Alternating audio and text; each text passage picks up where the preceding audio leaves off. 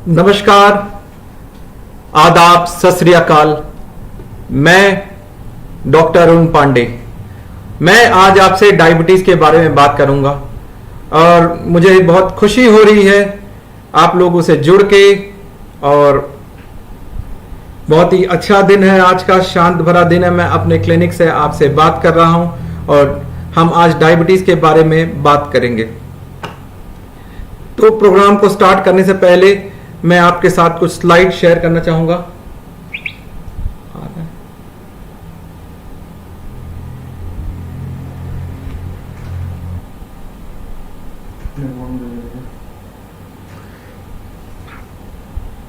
Good morning Ashwini Mishra ji, आपका message मुझे मिला, बहुत बढ़िया, गुड मॉर्निंग।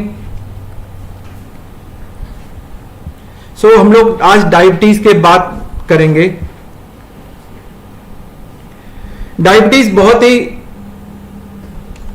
इंपॉर्टेंट बीमारी है जिसके बारे में हमें पता होना चाहिए और इसके बारे में हम डिस्कस करेंगे। तो मैं अब अपना स्लाइड्स आपको दिखाऊंगा।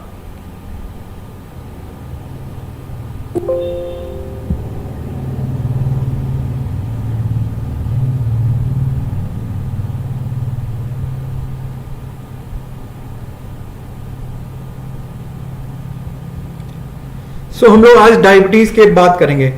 डायबिटीज क्या है, क्यों इसके बारे में जानना चाहिए, और ये बहुत जरूरी है हम अगर डायबिटीज के बारे में जाने और हम अपना ख्याल ज्यादा अच्छे से रख सकते हैं। ऐसा माना जाता है कि डायबिटीज में सबसे बेस्ट इलाज जो होता है वो होता है जो दवाई जो कान से दी जाए यानी कि एजुकेशन। तो आज हम लोग यहां पे हैं क्योंकि हम एक दूसरे को एजुकेट कर सके, डायबिटीज के बारे में जान सके और अच्छे से अपने डायबिटीज को कंट्रोल कर सके। आगे बढ़ने से पहले मैं बताऊंगा कि आप कमेंट बॉक्स में अपने क्वेश्चन को डाल सकते हैं और हम उस क्वेश्चन को जरूर लेंगे और उसके बारे में डिस्कस करेंगे। साथ ही साथ आप फोन नंबर 8005104444 पे कॉल कर सकते हैं और अपने प्रश्नों को पूछ सकते हैं। हम अपने आपके प्रश्नों को लेके उन्हें जवाब देने की जरूर कोशिश करेंगे। चलिए आगे बढ़ते हैं और आज हम देखते हैं डायबिटीज की बात। तो आज हम यहां क्यों हैं, हम ये जानना चाहते हैं कि डायबिटीज क्या है, क्या होता है डायबिटीज में, क्या कॉम्प्लिकेशन होते हैं, कितने प्रकार के कॉम्प्लिकेशन होते हैं। ऐसे बहुत सारे टॉपिक्स है जो हम कवर कर सकते हैं, पर हम जानबूझ के अपने आप को एक सीधे डायरेक्शन में चलने की कोशिश करेंगे। साथ ही साथ जितने सवाल आपके आएंगे उनके जवाब देने की कोशिश करेंगे और उम्मीद है कि आप लोग को ये कार्यक्रम पसंद आए। तो आज हम यहां पे ये है क्योंकि हम डायबिटीज के बारे में चर्चा कर सके।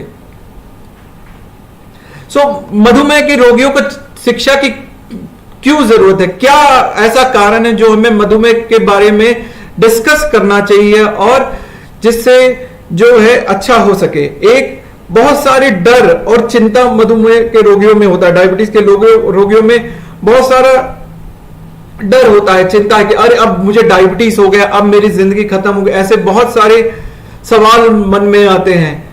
तो उन सारी चिंताओं का हम निवारण कर सकते हैं। फॉर एग्जाम्पल मैं बताऊंगा, जैसे कि कुछ स्टडीज ये भी कहती है अगर किन्हीं को अगर डायबिटीज हो जाए तो वो उनकी जिंदगी लंबी हो सकती। तो अक्सर हम क्या सोचते हैं कि डायबिटीज हो गया जिंदगी कम हो जाएगी, पर ऐसा जरूरी नहीं है। ऐसा हो जाता है कि अगर डायबिटीज हम अच्छे से कंट्रोल करें तो हो सकता है हमारी जिंदगी लंबी भी हो जाए। और बहुत सारी भ्रांतियां होती है, कुछ लोग कहते हैं ये नहीं कर सकते, वो नहीं कर सकते, ये नहीं कर सकते, मेरे बच्चे को डायबिटीज हो गया अब वो जिंदगी में आगे कुछ नहीं कर सकेगा। तो अक्सर मैं अपने पेशेंट्स को कहता हूं फाइटर प्लेन के पायलट छोड़ के टाइप 1 वाला डायबिटीज वाला पेशेंट कुछ भी जिंदगी में कर सकता है। इसलिए बहुत जरूरी है कि हम इन भ्रांतियों को दूर करें, जिससे जो इन भ्रांतियों के कारण जो डर उत्पन्न होता है उसे हम दूर कर सके। साथ ही साथ हम जितना सुविधा प्रदान कर सके उनको आत्मविश्वास बढ़ाने के लिए उतना अच्छा रहेगा। जैसे एक एग्जांपल दूंगा, एक बच्ची मेरे पास आई थी जो टाइप 1 से ग्रसित थी। वो बहुत ही अच्छा पढ़ाई में थी, खेल में भी बहुत अच्छा थी, हमेशा अपने स्कूल में फर्स्ट आती थी, पर डायबिटीज होने के बाद बहुत डर गई। अरे अब क्या होगा, मैं कैसे करूंगी, कैसे अपने जिंदगी में आगे बढ़ूंगी, मैं पढ़ाई कर पाऊंगी, ठीक से नहीं कर पाऊंगी, डायबिटीज में इंसुलिन मुझे बार बार लगाना पड़ेगा, शुगर चेक करना पड़ेगा, क्या ये मेरे जिंदगी को अफेक्ट करेगा क्या। पर थैंकफुली उस लड़की ने बहुत अच्छा किया। अभी हाल ही में उसका 10वीं का रिजल्ट आया और उसने बहुत अच्छा मार्क्स स्कोर किया। उसने मुझे मैसेज किया कि डॉक्टर साहब आपकी ब्लेसिंग्स चाहिए। तो मैंने बोला बेटा गॉड ब्लेस यू, आपने बहुत अच्छा पढ़ाई किया इसलिए आपका अच्छे मार्क्स आया, वेरी गुड, ऐसे ही जिंदगी में आगे बढ़ते रहिए। और बहुत जरूरी है कि मधुमेह रोगियों के लिए इलाज हम आसान कर सके अगर हम उनको ऑप्शंस बताएंगे कि ये ऑप्शंस हैं और हम जो है इन ऑप्शंस का इलाज करने में इस्तेमाल करेंगे तो जरूर जो है हम लोग डायबिटीज अच्छा कंट्रोल कर सकेंगे। मधुमेह क्या है? मधुमेह एक कंडीशन है जिसमें मेटाबॉलिज्म हमारा गड़बड़ा जाता है, जिसमें इंसुलिन एक हार्मोन जो होती है जो हमारे बॉडी में तैयार होती है वह किसी कारण से कम तैयार होने लगे या तैयार होती है ठीक से काम नहीं कर पाती है। ऐसे कंडीशन में हम इसको मधुमेह या डायबिटीज कहेंगे। अक्सर इसे जीवन शैली की बीमारी माना जाता है। मतलब ये हमारी जीवन शैली कैसी है उसके ऊपर डिपेंड करेगा कि हमारी जिंदगी कैसी चल रही है, उसके ऊपर जो है डायबिटीज होगा कि नहीं ये काफी हद तक निर्भर होगा। अगर हमारी जीवन शैली सिडेंटरी है, हम बहुत ज्यादा तला भुना खाते हैं, बहुत ज्यादा कैलोरी फूड खाते हैं, सिडेंटरी लाइफस्टाइल जी रहे हैं, तो ऐसे में डायबिटीज होने का रिस्क बढ़ जाता है। जैसे जैसे हमारी उम्र बढ़ती जाती है वैसे वैसे डायबिटीज होने का रिस्क बढ़ जाता है। ऐसे और कई रिस्क फैक्टर्स है। एक वीडियो है यूट्यूब पे मैंने डाला है, डायबिटीज से कैसे बचे, उसको देखिए। उसमें जिनको डायबिटीज नहीं है पर रिस्क फैक्टर्स हैं, जैसे उनके परिवार में डायबिटीज है, उनकी सिडेंटरी लाइफस्टाइल है, तो उसमें जरूर हम जो है उस चीजों को पालन करके हम डायबिटीज को जरूर फॉलो करके चीजें अच्छे से कंट्रोल कर सकते हैं। मधुमेह बहुत ही बड़ा विकराल रूप ले रहा है। हर 24 घंटे में 2200 नए डायबिटीज रोगियों की पहचान होती है। 521 मधुमेह रोगी मर जाते हैं। उनको कुछ ना कुछ प्रॉब्लम होता है जिसके कारण से वो खत्म हो जाते हैं। और 66 मधुमेह रोगी अंधे हो जाते हैं। 67 मधुमेह रोगी को गुर्दे की बीमारी हो जाती है, उनकी अच्छे से किडनी काम नहीं करता या अर्थात उनको किडनी फेलियर हो जाता है। 153 मधुमेह रोगियों को पैर कट जाने की दिक्कत होने का डर रहता है। इसलिए बहुत जरूरी है कि हम मधुमेह के अच्छे से कंट्रोल करें जिससे हम अपनी जिंदगी को लंबे कर सके, आंख को, गुर्दे को, पैर को बचा सकें। प्रॉब्लम बहुत बड़ी है और इसलिए बहुत जरूरी है कि हम डायबिटीज को बहुत अच्छे से कंट्रोल कर सके जिससे हम भविष्य में ये दिक्कत से बच सके। लगभग इंडिया में अराउंड 7 से लेके 8 करोड़ लोगों को डायबिटीज है और हमारे देश में चाइना के बाद सबसे ज्यादा लोग डायबिटीज से पीड़ित हैं। एक ये पुराना डेटा मैं बता रहा हूं, हम डायबिटीज की राजधानी के होने में बढ़ रहे हैं। कुछ साल पहले ये 4.9 करोड़ था, पर अब धीरे धीरे धीरे बढ़ते हुए ये नंबर काफी बढ़ गया है और 8 करोड़ हो गया है। हर बार मधुमेह के रोगी जो भी WHO या IDF देता है कि 2015 में इतने लोगों को डायबिटीज है, 2020 में इतने लोगों को डायबिटीज हो जाएगा या 2040 तक इतने लोगों को डायबिटीज हो गया। हर बार वह कैलकुलेशन से ज्यादा लोगों को डायबिटीज हो जा रहा है। इसलिए बहुत जरूरी है कि हम डायबिटीज के रोगियों को रोग से बचने की कोशिश करें, ऐसे जीवन शैली को अडॉप्ट करें जिससे हम जो है डायबिटीज से बच सके और जिससे हम बहुत अच्छा कर सके। तो इसलिए बहुत जरूरी है कि हम अपना अच्छा ख्याल रखें, डायबिटीज में खान पान का ध्यान रखें, नियमित रूप से व्यायाम करें, खासकर वो लोग जिनको रिस्क फैक्टर है, जैसे कि उनके परिवार में माता पिता को डायबिटीज है, या उनकी सेडेंटरी लाइफस्टाइल है, या उनका वजन ज्यादा है, या उनका एज बढ़ रहा है। इसलिए बहुत जरूरी है कि वो इन दिक्कतों से बचने की कोशिश करें। थोड़ा हम हिस्ट्री के बारे में जानते हैं, कब से डायबिटीज का उल्लेख हमें मिलता है। 1550 ईसा पूर्व इजिप्ट में पैपिरस के जो लिपियां हैं उनमें मधुमेह के रोग के बारे में पाया, उसके बारे में जाना जा रहा है, उसके बारे में लिखा हुआ हमें मिला है। तो लगभग 3500 साल पहले से हमको इसके बारे में पता है, और तब से लेके अब तक दिक्कत बढ़ती जा रही है, हम उसे अच्छे से कंट्रोल नहीं कर पा रहे हैं। कुछ हद तक ये हमारा जो डेवलपमेंट हुआ है इसके बारे में है। इवन 5वीं-6वीं शताब्दी में सुश्रुत इनके लेखों में वर्णन है कि जो है डायबिटीज 2 किस्म की होती है, एक पतली वाली और एक मोटी वाली। मोटे वाले डायबिटीज को जो है अगर फलों सब्जियों का सेवन अच्छे से करे तो इस डायबिटीज से बचा जा सकता है। तो थैंकफुली हमारे इंडियन लिटरेचर में भी हम देख रहे हैं कि बहुत साल पहले भी डायबिटीज के बारे में जानकारी तब से हमको है, और इसका इलाज भी उपलब्ध है। और वही इलाज अब जो है नए नए रिसर्च में भी आ रहा है, जो सुश्रुत संहिता में लिखा था, जो उनके लेखों में लिखा था कि फलों सब्जियों का सेवन करें तो डायबिटीज के दिक्कत से बच सकते हैं, वही आज भी हम देख रहे हैं, वही चीज अभी भी कारगर है जो कि हमारे पूर्वज 1500-1600 साल पहले बता के गए हैं। सो इसलिए बहुत जरूरी है कि हम इन सब चीजों को फॉलो करें। तो मधुमेह क्यों होता है? इंसान में अगर अपर्याप्त मात्रा में इंसुलिन तैयार हो, या जो इंसुलिन बनती हो वो पूरी तरह से काम न करे, तो डायबिटीज हो जाता है।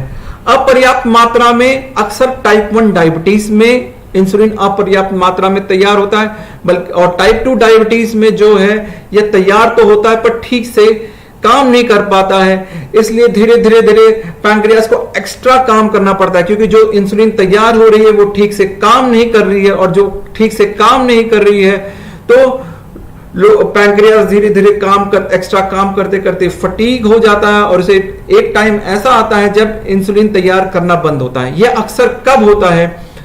अक्सर तब होता है जब डायबिटीज होने के 5 से लेके 15 साल बाद। 5 साल बाद लगभग 50% लोग जिनको टाइप 2 डायबिटीज है उनको इंसुलिन की जरूरत पड़ जाती है, और लगभग 15 साल बाद जिनको टाइप 2 डायबिटीज है उनको इंसुलिन की जरूरत होती है।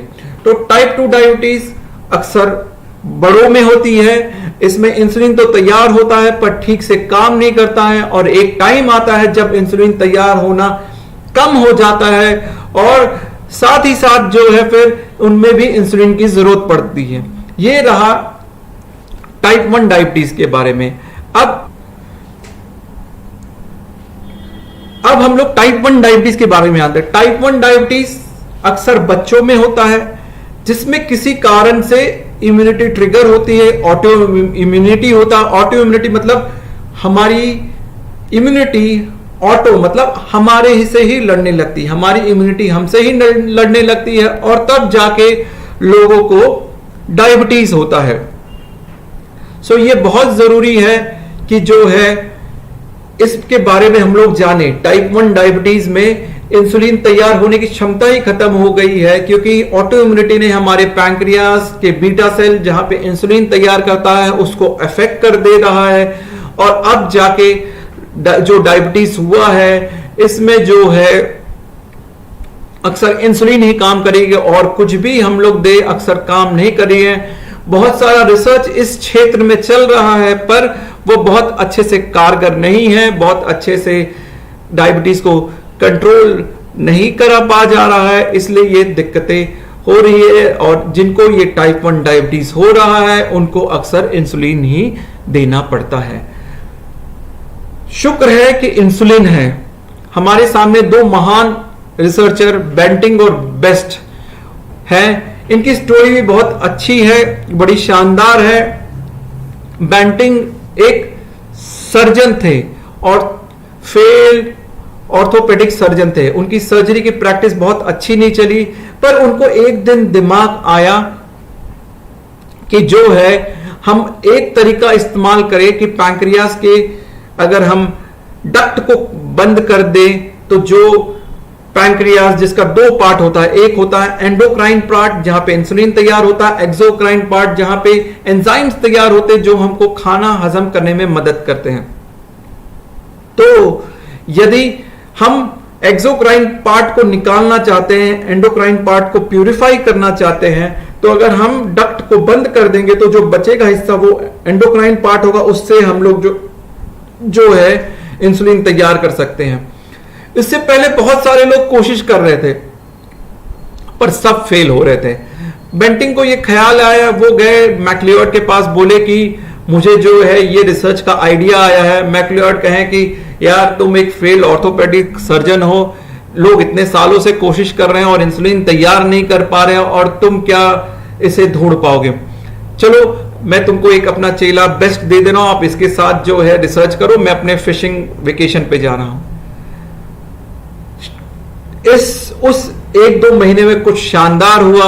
यह दोनों रिसर्चर ने मिलके इस डॉग का जो पिक्चर है, हम्फ्री नाम इसका था, इसके साथ उन्होंने इसके ऊपर रिसर्च करके इंसुलिन बना पाए। और जो है जब मैक्लियोड अपने फिशिंग ट्रिप के बाद लौटे और वो चौंक गए, अरे ये कैसे संभव, इतने सालों से कुछ रिसर्च किया जा रहा था, नहीं हो पा रहा था, पर 2-3 महीनों में, कुछ महीनों में इन दोनों ने जो कि नौसिखिए हैं, इन्होंने कैसे कर दिया। पर जो है इन दोनों को बड़ा अप्रिशिएट किया गया और इन्हें नोबेल प्राइज मिला इस डिस्कवरी के लिए। आमतौर पे डिस्कवरी करने के कई साल बाद लोगों को नोबेल प्राइज मिलता है, पर इस रिसर्च के लिए बड़ी जल्दी 1-2 साल में ही इनको नोबेल प्राइज मिल गया था। तो शुक्र है ये दोनों जन आए और इन्होंने रिसर्च किया, इंसुलिन की खोज की, वरना 1921 के पहले जिनको भी टाइप 1 डायबिटीज होता था वो सारे लोग खत्म हो जाते थे। बहुत अच्छा ट्रीटमेंट का ऑप्शन उस समय अवेलेबल नहीं था। Thanks to this two researcher जिन्होंने ये इंसुलिन की खोज की और बहुत सारे लोगों की जान बचाई। इनफैक्ट जो पहला बच्चा जिसको इंसुलिन इन्होंने दिया था वो कई साल जिंदा रहा था। लगभग अक्सर लोग कई बार सोचते हैं कि जो है एक बार इंसुलिन शुरू हो गई मतलब हमारी जिंदगी खत्म, अब जो है कुछ समय में हमारी जो है डायबिटीज खराब हो जाएगी और हम खत्म हो जाएंगे। पर शुरुआती समय में जब बहुत बड़े सिरिंजेस होते थे, बहुत अच्छे से इलाज का तकनीक उपलब्ध नहीं था, तब भी बच्चे कई साल जिए।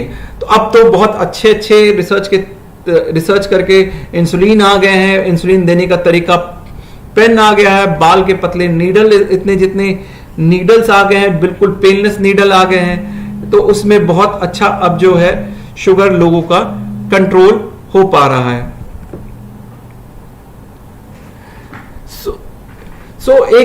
इन्होंने एक इंसुलिन नाम का हार्मोन पैंक्रिया द्वारा जो स्रावित होता था उसे रिसर्च करके बनाया। ये हमारे भोजन के बाद रक्त में बढ़ी हुई ग्लूकोज की मात्रा को कम करने में मदद करती है। अगर हम देखेंगे डायबिटीज कितने प्रकार के होते हैं। डायबिटीज टाइप 1 जिसके बारे में हमने डिस्कस किया अक्सर बच्चों में होता है, जिसका इलाज केवल इंसुलिन होता है। टाइप 2 जो कि अक्सर बड़ों में होता है, जिसमें शुरुआत में तो गोलियां काम करती, बाद में इंसुलिन देने की जरूरत पड़ती है। जेस्टेशनल डायबिटीज जो कि महिलाओं में होता है, जिन्हें प्रेगनेंसी के दरमियान जो हार्मोन बढ़ जाता है इसके कारण डायबिटीज होता है। ऐसे और बहुत सारे किस्म के डायबिटीज हैं, पर कॉमन अगर हम देखेंगे तो ये 3 किस्म के डायबिटीज हैं। जेस्टेशनल डायबिटीज यह गर्भवती महिलाओं में होता है। साधारणतः ये बच्चा पैदा होने के बाद समाप्त हो जाता है, मतलब यह डायबिटीज ठीक हो जाता है। पर हां, जिनको भी जेस्टेशनल डायबिटीज हुआ उनको लाइफ लॉन्ग डायबिटीज होने का रिस्क ज्यादा रहता है और लोगों से इसलिए बहुत जरूरी है कि वो अपने डाइट और एक्सरसाइज को अच्छे से मेंटेन करें, जिससे कि भविष्य में वो डायबिटीज से बच सके। टाइप 2 अग्नाशय में जो इंसुलिन उत्पन्न होता है, पैंक्रियास में जो इंसुलिन उत्पन्न होता है,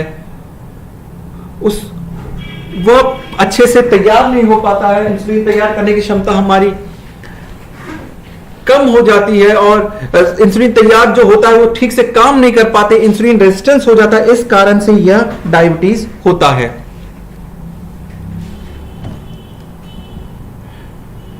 टाइप 2 डायबिटीज सबसे ज्यादा है, सबसे आम है। लगभग 90% डायबिटीज जो हमारे आसपास हम देखते हैं वो टाइप 2 डायबिटीज है। और इससे अगर हम कंट्रोल कर सके, कई बार इससे हम बच सकते हैं अगर हम इसको फॉलो करें, इस फॉलो करने की चीजें फॉलो करें तो बहुत अच्छे से हम डायबिटीज को कंट्रोल कर सकते हैं। तो हम कैसे कंट्रोल करें इस डायबिटीज को, इसके बारे में हम आगे चर्चा करेंगे। पर इसके लक्षण को जानते हैं। इसमें क्या होता है कि बार बार पेशाब होने लगता है। बार बार पेशाब होने के कारण फिर लोगों को थकान होने लगती है, बहुत ज्यादा प्यास लगती है। शुगर बढ़ जाने से कभी कभी आंखों के रोशनी पे असर पड़ता है, धुंधला दिखाई देने लगता है, वेट लॉस होने लगता है, वजन उनका घटने लगता है। अगर कोई जख्म हो जाए वो जल्दी ठीक नहीं होता है। तो ये सारे लक्षण जो है डायबिटीज के लिए है। बार बार पेशाब लगना, अत्यधिक प्यास लगना, धुंधला दिखाई देना, थकान होना, वेट लॉस होना और जख्म यदि हो जाए तो ठीक नहीं होता। एक इंपॉर्टेंट चीज दोस्तों, यह तो बहुत क्लासिकल सिम्टम्स हैं, पर कुछ लोग ऐसे भी होंगे जिनको ये सिम्टम्स होंगे नहीं, उनको ये दिक्कतें होंगे नहीं और फिर भी डायबिटीज उनको हो सकता है। दुर्भाग्यपूर्ण है कि दुनिया में 50% लोगों को पता ही नहीं है कि उनको डायबिटीज है कि नहीं। तो इसलिए बहुत जरूरी है कि जिनकी भी उम्र 35 से 40 साल के ऊपर है तो सालाना एक बार जरूर अपना शुगर चेक करें। और शुगर अगर चेक करेंगे तो कई बार डायबिटीज पता चल सकता है। अनडायग्नोज डायबिटीज बहुत सारे दिक्कतें कॉज कर सकता है, बहुत सारे कॉम्प्लिकेशन कॉज कर सकता है, जिसके बारे में हम आगे डिस्कस करेंगे। तो इसलिए बहुत जरूरी है कि जो है हम 40 के ऊपर यदि है तो सालाना एक बार जरूर अपना शुगर चेक करें, जिससे अगर डायबिटीज हमको है तो हम जल्दी पकड़ सके, उसका इलाज कर सके कॉम्प्लिकेशंस होने से पहले। किनको रिस्क है, जैसे कि हम पहले भी डिस्कस कर रहे, जिनका वजन ज्यादा है, जिनके परिवार में किसी को डायबिटीज है। अगर एक पेरेंट्स को डायबिटीज है तो लगभग 20 से लेकर 30% रिस्क होता है। अगर दो पेरेंट्स को है, माता पिता दोनों जन को डायबिटीज है, तो 50% से ज्यादा चांस होता है कि उनको डायबिटीज हो। फिर अगर हम ज्यादा खाना खाते हैं, कई बार लोग कहते हैं कि जो है चीनी खाने से शुगर होता है। अक्सर चीनी खाने से डायरेक्ट रिलेशन कम है। ओवरऑल टोटल कैलोरीज जितने हम खाते हैं वह दिक्कत पैदा कर सकता है। तो हम अमाउंट ऑफ कैलोरी को रिस्ट्रिक्ट करें तो हम डायबिटीज से बच सकते हैं। जैसे जैसे हमारी एज बढ़ती जाती है, भारतीयों में मैं कहूंगा 40 या 35 के ऊपर ही थोड़ा रिस्क हो जाता है। हम कॉकेशियन से, यूरोपियन से, अमेरिकन से थोड़ा जल्दी हम लोगों में डायबिटीज होता है। इसलिए हमको पहले से ही सावधान रहना होगा। और हमारी लाइफस्टाइल सेडेंट्री है। सेडेंट्री यानी कि हम सवेरे उठे, फ्रेश हुए, गाड़ी में बैठे, काम करने गए, घर पे आए, टीवी देखे, सो गए। इसमें फिजिकल एक्सर्शन बहुत कम या ना के बराबर हुआ है। ऐसे व्यक्तियों को डायबिटीज होने का खतरा बहुत रहता है। सो इसलिए बहुत जरूरी है कि वो ऐसे जीवन शैली इस्तेमाल करें जिसमें खुद ब खुद एक्सरसाइज आ जाए और जिससे हम डायबिटीज से बच सके। तो आज दोस्तों हम लोग शुगर के कितना शुगर हमारा रहना चाहिए इसके बारे में डिस्कस करके खत्म करेंगे। फिर उसके बाद मैं क्वेश्चंस लेना चाहूंगा। क्वेश्चंस डिस्कस, क्वेश्चन आंसर के बाद फिर हम लोग फिर से एक नई कड़ी में मिलेंगे जिसमें हम डायबिटीज के बारे में और डिस्कस कर सकेंगे।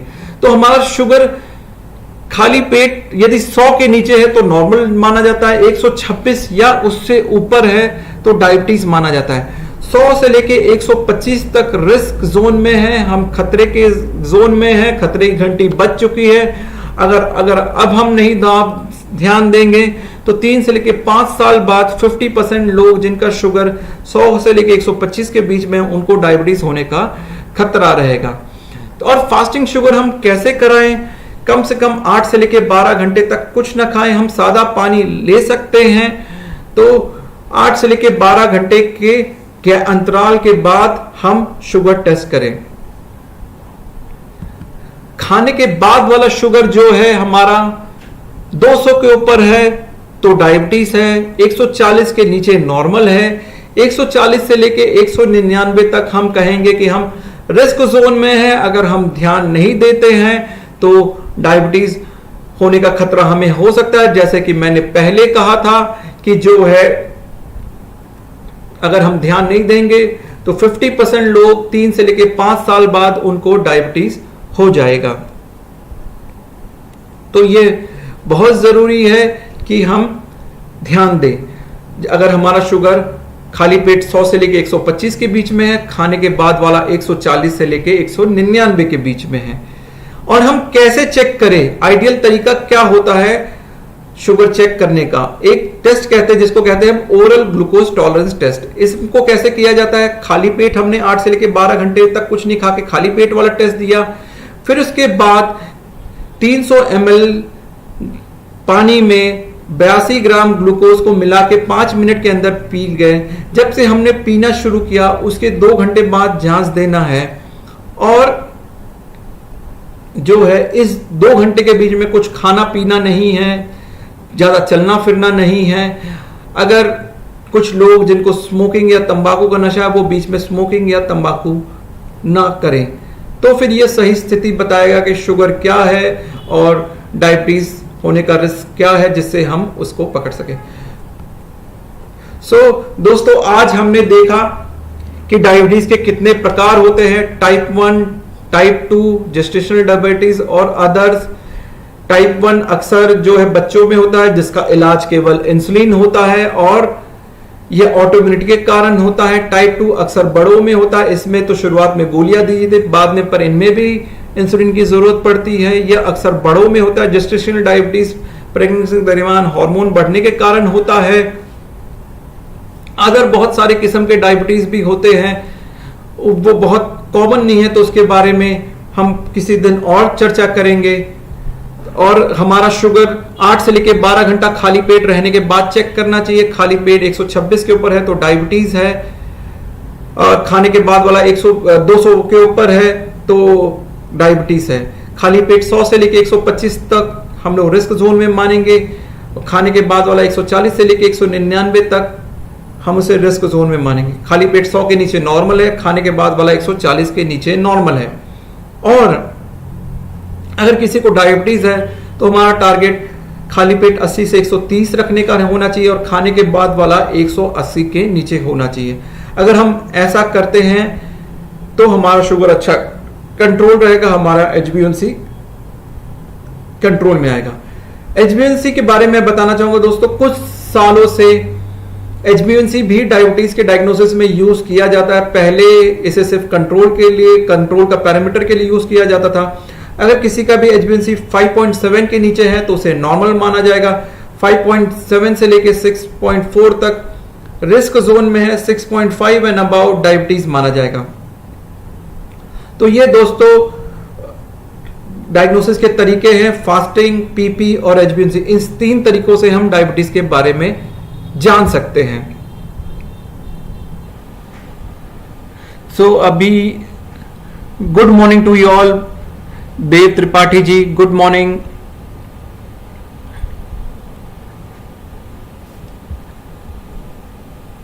गुड मॉर्निंग विशाल।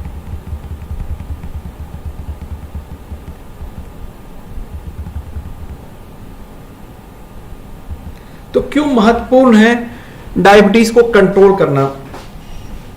डायबिटीज को कंट्रोल करना बहुत जरूरी है क्योंकि डायबिटीज हमारे सर से बाल से लेके पैर के नाखून तक हर ऑर्गन को अफेक्ट कर सकता है। राइट फ्रॉम हमारे बालों में डैंड्रफ होने का रिस्क ज्यादा हो के लेके पैर के नाखून में फंगल इन्फेक्शन होने के रिस्क ज्यादा कर सकता है। तो हमारे हर ऑर्गन को लगभग डायबिटीज अफेक्ट कर सकता है, इसलिए बहुत जरूरी है कि हम इनसे बचें। अक्सर इन कॉम्प्लिकेशंस को हम लोग 2 किस्म में भाग में डिवाइड करते हैं, माइक्रोवास्कुलर और मैक्रोवास्कुलर कॉम्प्लिकेशन। माइक्रोवास्कुलर कॉम्प्लिकेशन यानी कि छोटी नसों वाली दिक्कत, इसमें अक्सर आंख की दिक्कत आती है, दुनिया भर में जितने लोगों को अंधापन होता है, मोतियाबिंद के बाद diabetes most common cause of blindness है। पर एक इंपॉर्टेंट चीज, मोतियाबिंद का तो बहुत अच्छे से इलाज उपलब्ध है, लोग बहुत अच्छे से डायबिटीज कंट्रोल करके मोतियाबिंद का सर्जरी करके अपने आंख को ठीक कर सकते हैं। पर कई बार डायबिटीज से होने वाली दिक्कत का बहुत अच्छा इलाज नहीं होगा, इसलिए हम इसको शुरुआती समय में पकड़ सके तो ज्यादा अच्छा रहेगा। हम शुरुआती समय में पकड़ने में हमारे पास अच्छे इलाज उपलब्ध है, पर जैसे जैसे टाइम बढ़ता जाता है वैसे वैसे डायबिटीज होने का रिस्क बढ़ता जाता है। उसी तरह से किडनी खराब होने की दिक्कत होती है, ये भी माइक्रोवास्कुलर कॉम्प्लिकेशंस में हम जोड़ेंगे। इसमें जो है दुनिया भर में जितने लोग को भी डायलिसिस की जरूरत पड़ती है उसमें डायबिटीज सबसे आम कारण है, इसलिए बहुत जरूरी है कि हम डायबिटीज को बहुत अच्छे से कंट्रोल करें। फिर छोटी नसों वाली दिक्कत में पैर की न्यूरोपैथी आता है, जहां पे जो है छोटी नसें जो नर्व्स को सप्लाई करती है उसमें डैमेज हो जाता है, इसके कारण न्यूरोपैथी होता है। इसके वजह से बहुत कभी कभी दो किस्म के न्यूरोपैथी हो, एक होता है पेनफुल न्यूरोपैथी, एक होता है पेनलेस न्यूरोपैथी। पेनलेस न्यूरोपैथी में तो सेंसेशंस कम होने लगते हैं, जिससे हमको चोट लग जाए तो उसका ठीक से पता नहीं चलता। नॉर्मली पेन बहुत इंपॉर्टेंट चीज है जो हमारे बॉडी में होना चाहिए, जिससे हम आग से, जो नुकीली चीजों से, कील से, कांटों से बच सके। और पेनफुल न्यूरोपैथी में बहुत ज्यादा पेन होता है, कई बार हमारे नींद को प्रभावित कर देता है, हमारे दिनचर्या को प्रभावित कर देता है, इसलिए यह बहुत जरूरी है कि जो है हम लोग इन कॉम्प्लिकेशन से बचे। माइक्रोवास्कुलर कॉम्प्लिकेशन का इलाज शुगर कंट्रोल करने से बहुत अच्छा प्रूवन है। अगर हम शुगर अच्छा कंट्रोल करते हैं तो हमारे आंख के, किडनी के, पैर की नसों के दिक्कत से, न्यूरोपैथी से हम लोग बच सकते हैं। अब मैक्रोवास्कुलर कॉम्प्लिकेशन यानी कि हार्ट की बीमारी या पैर की मोटी नसें खराब हो जाए जिससे गैंग्रीन होने का डर रहता है, और या ब्रेन में जो ब्लड सप्लाई होती है अगर उसमें ब्लॉकेज हो जाए तो लकवा फालिश का डर रहता है। तो मैक्रोवास्कुलर कॉम्प्लिकेशन में हार्ट अटैक का डर आता है, पैर की दिक्कतें खराब हो जाए जिसमें गैंग्रीन होने का डर रहता है, लकवा फालिश का रिस्क आता है। तो डायबिटीज में most common cause of death है हार्ट अटैक, इसलिए बहुत जरूरी है कि हम डायबिटीज को अच्छे से कंट्रोल करें।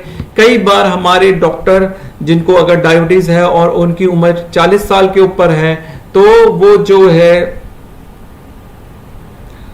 जो है एक स्टार्टिंग क्लास की दवाई देंगे जो हार्ट अटैक के चांस को कम करते। कई बार पेशेंट इस दवाई को नहीं लेते हैं, इसलिए इस वीडियो के माध्यम से मैं ये कहना चाहूंगा कि अगर आपको डायबिटीज है और एज आपकी 40 के ऊपर है तो स्टार्टिंग क्लास की दवाई लेना चाहिए। अनलेस अनटिल आपको कोई कॉन्ट्राइंडिकेशन है, आपको वो दवाई सूट नहीं करेगी या उससे दर्द होने लगता है लेने से, तो ना लेने, नहीं तो उसे ले, क्योंकि डायबिटीज में हमें लाइफ, क्वालिटी ऑफ लाइफ तो बेहतर करना ही करना है, साथ ही साथ हमें जो है जिंदगी को लंबे करने की कोशिश करना है। तो अगर सपोज हम लोग शुगर अच्छा कंट्रोल करते हैं तो ठीक है, उससे हम दिक्कत से बचेंगे। पर स्टार्टिंग क्लास की अगर दवाई हम लेंगे तो हार्ट अटैक, लकवा फालिश और पैर की गैंग्रीन, इन सब का रिस्क कम करेगा। पैर की नसों में गैंग्रीन एक इंपॉर्टेंट चीज मैं बताना चाहूंगा, जितने भी लोग को दुनिया में एक्सीडेंट होने के बाद एम्पुटेशन होता है यानी कि पैर काटने की जो दिक्कत होती है, डायबिटीज सेकेंड नंबर पे आता है। Diabetes is most common cause of amputation after accident. तो रोड ट्रैफिक एक्सीडेंट के बाद डायबिटीज मोस्ट कॉमन कॉज है, इसलिए इस कॉम्प्लिकेशन से भी अगर हम बचे तो ज्यादा अच्छा रहेगा। लकवा फालिश के बारे में हम जानते हैं दोस्तों, अक्सर ठंडियों में ज्यादा होता है, सवेरे के वक्त ज्यादा होता है, और अचानक कोई ब्लड वेसल्स जो ब्रेन के हमारे स्पेसिफिक हिस्से में ब्लड सप्लाई कर रही है उसमें ब्लॉकेज हो जाए तो यह दिक्कत होने का डर रहता है। तो इनसे बचे। अब हम जो है एक एक कॉम्प्लिकेशन को थोड़ा और डिटेल में देखने की कोशिश करेंगे। नर्व डैमेज यानी कि न्यूरोपैथी, 50% लोग जिनको डायबिटीज है उनको न्यूरोपैथी अर्थात तंत्रिका खराब होने के लक्षणों से परेशान होते हैं।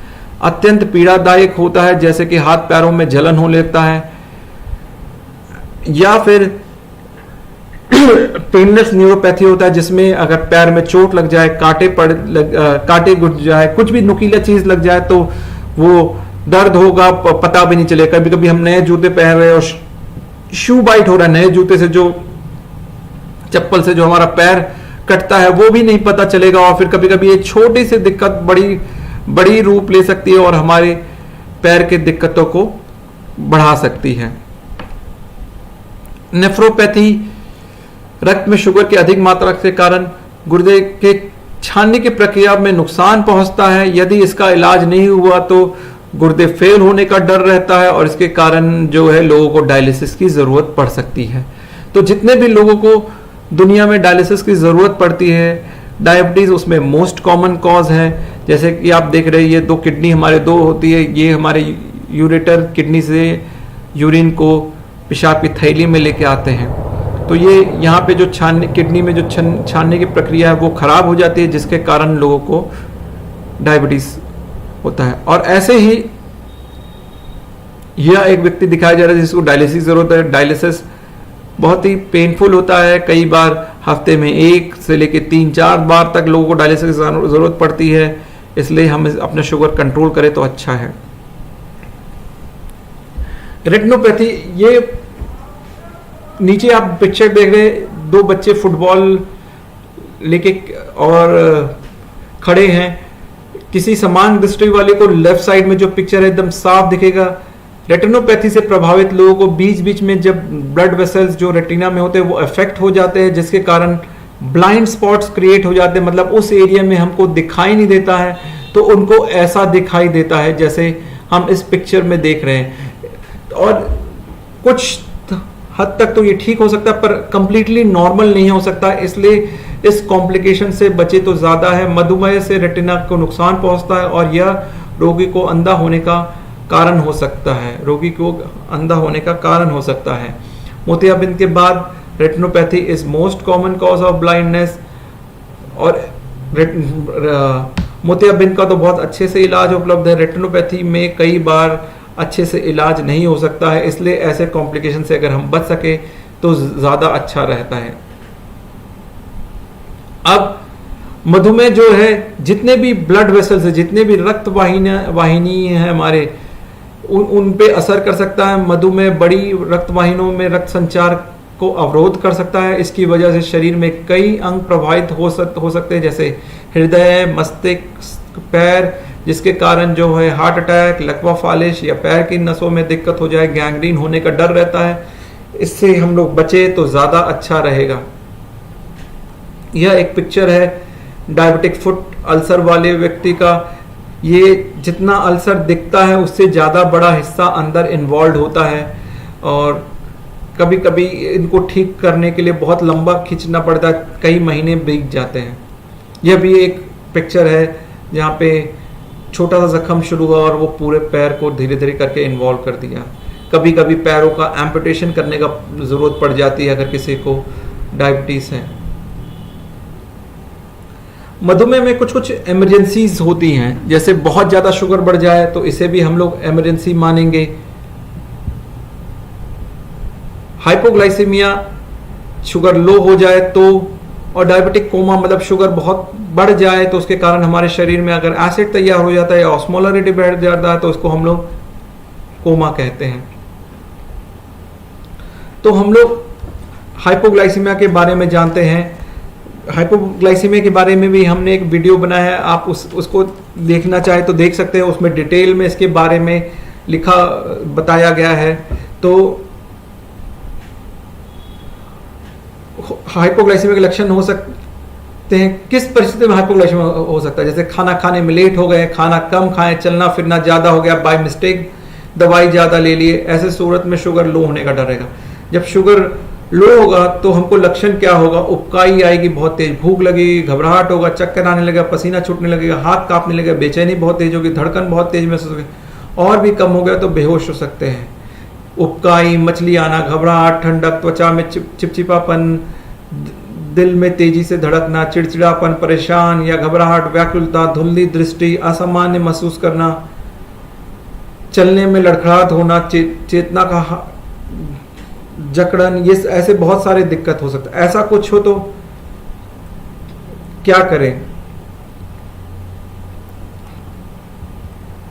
ऐसा कुछ हो तो सबसे पहले शुगर चेक करें। अगर शुगर 70 से कम है तो कम माना जाएगा। फिर 3 चमचा चीनी 1 गिलास पानी में घोल के पी जाए, या 4 ग्लूकोज बिस्किट अपने पास ले लें। ये बहुत ज़रूरी है कि हम 10 मिनट बाद शुगर फिर से चेक करें। अगर शुगर नॉर्मल है तो ठीक है, तो फिर हमको कुछ ठोस जैसे कि दूध, दाल, मक्का, रोटी, ऐसे कुछ ले लें। कई बार लोग प्रश्न ये पूछते कि डॉक्टर साहब रात के समय अगर हमारा शुगर लो हो तो हम क्या करेंगे? उस समय तो रोटी वगैरह घर पे हो सकता ना हो। तो ऐसे मैं कहता हूं कि अपने फ्रिज में ज़रूर दूध रखें। जब भी लो हो जाए, आप मीठा लेने के बाद जो है आप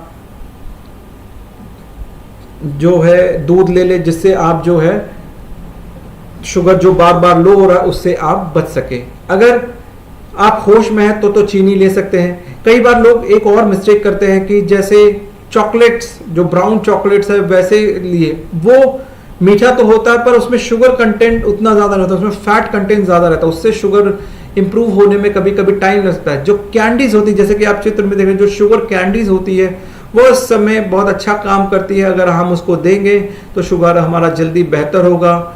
जूस हम लोग दे सकते हैं, तो ऐसे में जो है हमारा शुगर जल्दी बेहतर होगा।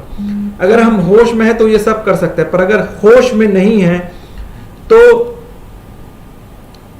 हमको जल्द से जल्द अस्पताल में जाके डॉक्टर से बताना चाहिए, डॉक्टर साहब जो है इनका शुगर लो हो गया। अगर वहां पे हम ग्लूकोज देंगे तो जल्दी से चीजें बेहतर हो जाएगी। एक और तरीका है, जब अगर हम घर पे हैं तो कैसे मैनेज कर सकते हैं। एक इंजेक्शन होता है ग्लूकागॉन, जो कि इंसुलिन के भांति ही दिया जाता है। उसको हम लोग दे सकते हैं। जैसे इंसुलिन शुगर लो करता है, ग्लूकागॉन शुगर को बढ़ाता है। जब एक बार हम लोग इसको देंगे तो शुगर हमारा बढ़ेगा, और जो है जैसे ही होश में आए तो तुरंत उस ठोस खा लेना जरूरी है, नहीं तो फिर से शुगर लो होने का डर रहेगा। तो ये एक बहुत जरूरी चीज है।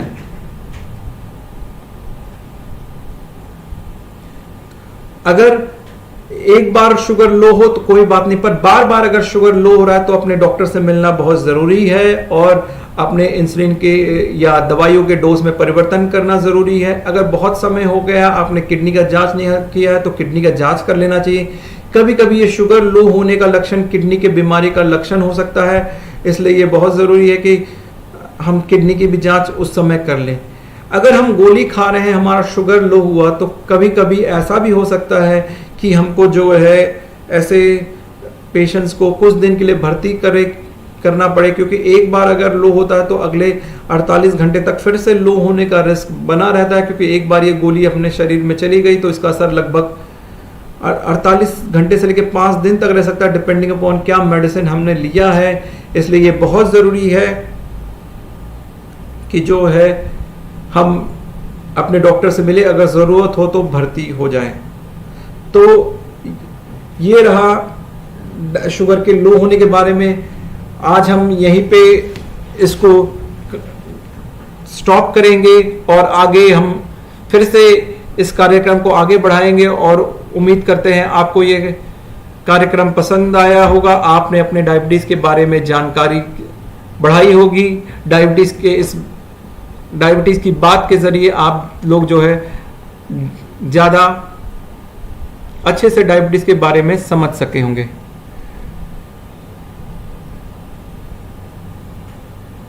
एक क्वेश्चन विशाल पांडे जी ने पूछा है, क्या डायबिटीज में डिप्रेशन हो सकता है? बहुत अच्छा सवाल आपने पूछा है विशाल जी। जो यहाँ जरूर डायबिटीज में डिप्रेशन होने का रिस्क रहता है, क्योंकि यह एक क्रोनिक बीमारी है। तो हाँ, लोगों को इसके साथ झेलते हुए कुछ लोग इसे एंजॉय करते हैं। जो झेल रहे हुए उनको डिप्रेशन होने का खतरा रहता है। और वैसे भी अगर कोई बीमारी लंबे समय तक चलता रहे, व्यक्ति उसके बारे में बार बार अगर सोचता रहे, तो हो सकता है उन्हें डिप्रेशन हो। तो डायबिटीज में डिप्रेशन बहुत आम है, लगभग 20 से लेकर 30% लोगों में जिनको अगर डायबिटीज लंबे समय से रहा है तो डिप्रेशन हो सकता है। अगर डिप्रेशन बहुत ज्यादा हो रहा है तो अब डिप्रेशन के स्पेशलिस्ट से मिले और उसे अच्छे से कंट्रोल करे तो ज्यादा अच्छा रहेगा।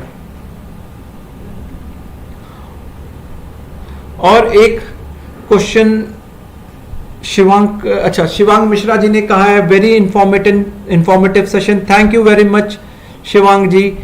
होप सो आपको ये प्रोग्राम पसंद आया हो और जो है आप अपने डायबिटीज की ज्ञान को डायबिटीज के बाद के जरिए बढ़ा सके।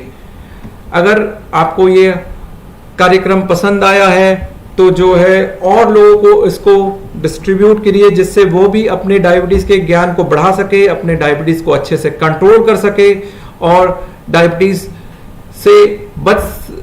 के होने वाले दिक्कत से बच सके, अपने डायबिटीज को अच्छा कंट्रोल कर सके। यदि उनको कोई डायबिटीज से इमीडिएट कॉम्प्लिकेशंस हो रहा है, जैसे डायबिटीज शुगर लो हो जा रहा है, तो उसको अच्छे से मैनेज कर सके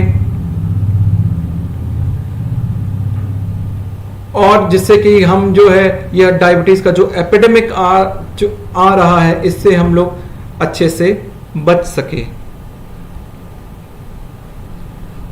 उम्मीद है दोस्तों आपको यह कार्यक्रम पसंद आया होगा। जय हिंद, धन्यवाद।